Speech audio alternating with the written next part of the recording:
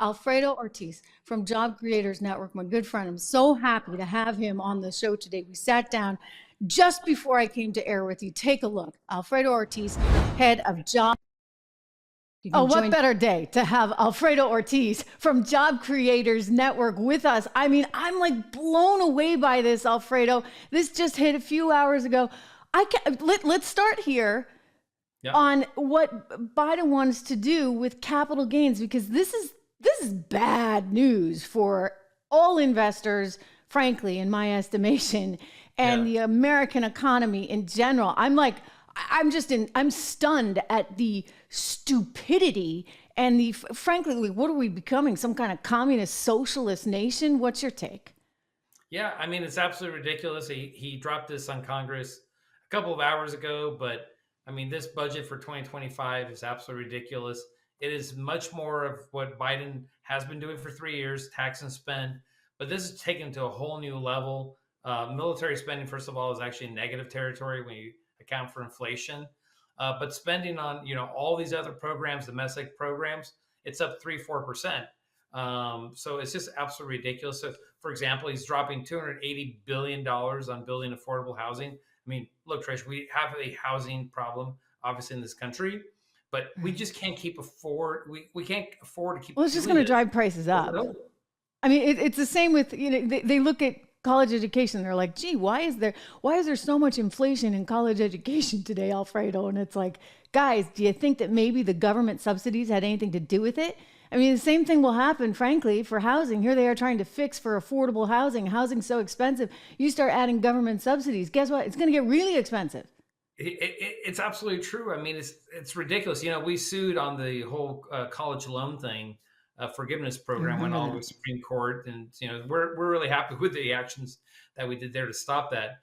But he's now doing what, $140 billion after the Supreme Court said you can't do it, after Congress said you couldn't do it. So again, lawless Biden, there he goes, just spending this money like a drunken sailor. But I mean, if you really think about it, this loan program, for example, just on college loans, student forgiveness is going to be almost $500 billion, $500 billion, Trish. I mean, if he's spending $280 billion, to build 2 million affordable housing units, I mean, shoot, he could take that $500 billion and build 4 million. I mean, instead of buying votes from the youth, like what he's doing here, he could actually put it to use if he's going to spend that money, not just kind of forgive it. And to your point, it's not really helping the kids, right? I mean, it's forgiving the loans. But all the colleges are going to do, they keep inflating tuition costs. Oh, I know. They're sitting on $700 billion of endowment. Not to mention, it's very true. Yeah, Harvard, come on, right? But not to mention that they're not teaching young students really anything that they can even use nowadays. And not to mention, not everybody's graduating. I mean, what they're doing to young people with these colleges in terms of, in my estimation, influencing their minds in really, frankly, negative ways that will make it harder for them to earn a living. It's just devastating. But I want to zero in on something else that is really concerning to me. One, you get a wealth tax in there, and two, he wants to tax unrealized capital gains. Now, just to put this in English for people, think of it like this. You know what? Hey, your house goes up in value. It used to be worth $300,000. Now Zillow tells you it's worth $500,000, or hey, maybe whatever Letitia James thinks it's worth, right? So, there's some estimate on your house. It's now worth $500,000. What, you're supposed to pay more in taxes to the federal government? They're doing this with the stock market. So if your stock equity that you have in a company, if your portfolio goes up, they're going to say, well, it's worth this much, so now you have to pay tax on it, even though you don't sell the stocks, even though the stocks might be worth zero the next year. I mean, Lehman Brothers comes to mind, right? That was a stock that went to flat out zero. I mean, is he high? What kind of insane plan is this, Alfredo? Yeah, no, it's just absolutely ridiculous. And to your point, are they going to refund you the money, right? If it drops in value, then of course not, right? I mean, they are going to spend the money. And so then why would you invest in stocks? Yeah, exactly. It's a one-way highway, right? So they're going to increase these taxes. Of course, they're going to spend it. And again, it's just, Biden playing the old tax and spend game here, election year, right? So they basically are buying votes and saying, oh, look, we're going to go ahead and fund it. And the most ironic thing is if you look at the 10-year projection on this thing, it's still about $1.7 trillion deficit spending every single year.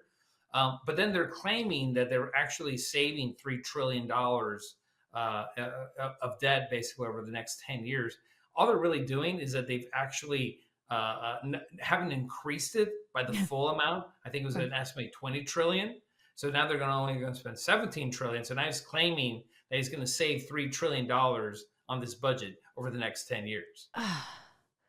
My It's gosh. just ridiculous.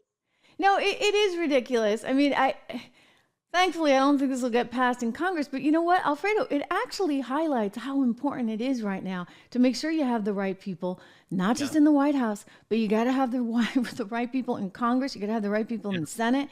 You got to have people that are thinking with their heads as opposed to, oh, how many votes can I gather? I mean, I'm sorry, but I think everyday Americans, they're still aspirational. They still want to believe in the American dream. They still know that, hey, they got to put some money in their 401k if they want to have a shot at retirement someday. Right. And they don't want to have to be shelling out taxes every time the stock market goes up when they haven't even sold the stocks. Yeah, that's absolutely right, Tricia. This is actually a really important point that you're making, I think, because there's a lot of conversation now, of course, with 2024 election, just 8 months away, basically. Is it Trump versus Biden? And quite frankly, who knows if it's really going to be Biden, right? I still have a big question mark on that. But I think it should be something that we're looking at, regardless of the person, right? Whether it's Trump versus Biden or Trump versus Obama, whether it's Trump versus Whitmer, it doesn't really matter, or Newsom. These are failed policies of the Democrat Party at all levels of government, Trish. From if you think about it, really from city councils to mayors, to governors, to senators, to congressmen, right? To the entire Biden cabinet, all the way up to Biden, right? This is failed policy at every single level of government, right?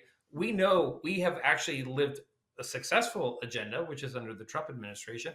And now we've lived a very failed agenda under the Biden administration. And so I don't think it could be ever more clear, but my wish is that it not be talked about as one person versus another person, Trump versus Biden, right? I know, but it because it's really policy. is one agenda of policy that's been successful versus I hear you. I mean, look, I'm such a policy nerd. The viewers know that about me. I'm probably the only one who sits around on a Friday night and actually reads the tax policies of every candidate. I can wonk out on this with the best of them, but it's what had me back in 2016 for Trump. I remember saying to colleagues, I worked at Fox at the time, I was like, don't count him out. Don't count him out. Did you see the tax policy? And they're like, what? And I'm like, no, really. Ted Cruz has a VAT tax. I mean, I love Ted, but there was a VAT tax in there. Yeah. And I'm like, it's a hidden thing. This is the purest, best tax policy I've seen from any candidate, in a long time. And I am a policy nerd. He's got a lot of personality, and look, I happen to like it. I think he's hysterical. I think he's funny. I think he's super authentic, and I think he's a showman, and he gets it. But a lot of people don't like him, right? So that's like a high beta personality. You love him or you hate him. But again, just going back to your point, forget about personality for a second. Policy matters, and this was the whole problem with Biden. He had, frankly, in my estimation, kind of no policy. And when he comes up with the policy, it's because he's trying to appeal to his darn base. He's not a leader. He's not taking anybody in a direction. It's like, oh, I stand with Israel. Oh, no, I don't stand with it. Now we got to do something for Gaza because my base, Rashida Tlaib and the rest of them are getting my, the base, the extremists all riled up. And we got an election coming up. Or this, which is just plain old class warfare. It is.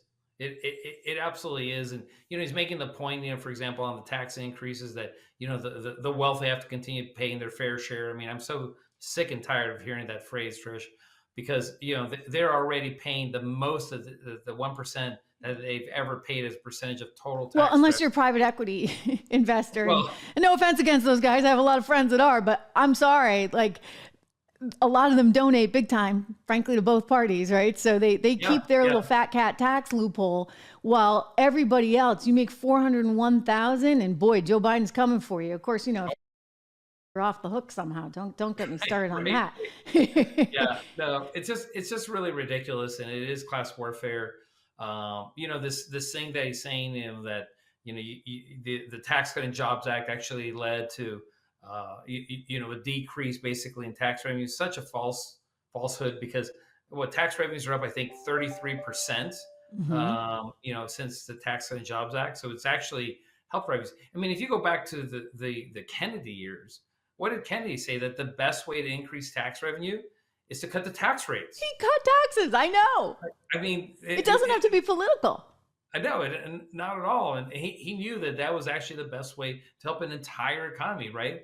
And it's just ridiculous. It's so here's the thing. You guys, I talk about you every day on the show. I love what you're doing. I absolutely love it. I mean, you are out there fighting the fight for everyone. And I say this all the time to the viewers, and we have, a lot that write in and are thankful for this. I mean, and you guys, like, we love you because you at JCN, and I encourage everybody to go to joinjcn.com, because you guys are out there making sure that these issues are being paid attention to. Small business owners, they don't have a big enough voice. I mean, you've got the big companies out there that are spending all this money lobbying, but what you're able to do is really be an advocate for small, of which I am one now too, because I own this show and I own my own media company, and I feel so passionately. I mean, I always have, but it's more acute now, knowing that we've got to do more to protect small business owners who are the lifeblood of this economy. You guys are out there training them too, which I just think is phenomenal, to be advocates in their community. I know you provide media training. You're looking for new voices right now. So everybody go to Join JCN. joinjcn.com, Job Creators Network. This is like, frankly, this is nothing against the Chamber of Commerce, but you guys are kind of like that on steroids. You're doing so much more. You don't have the wokeness. You really believe in the policy itself, to give more to the people and more to the communities and the individuals that are creating opportunity. Yeah, no, absolutely. I mean, look, I was a small business owner myself. I had two small businesses I started in Atlanta. I'm a son of immigrants. I mean, I know what this country can do. I know I'm living proof of it. I mean, I started basically in poverty, growing up in San Diego, education really, and a hardworking mom and the God that I believe in, right, has done amazing things to get me to this point. But I honestly believe, Trish, that this could only be done in this country. And that's why we do have a flow of immigrants coming here, right? I don't see many immigrants leaving.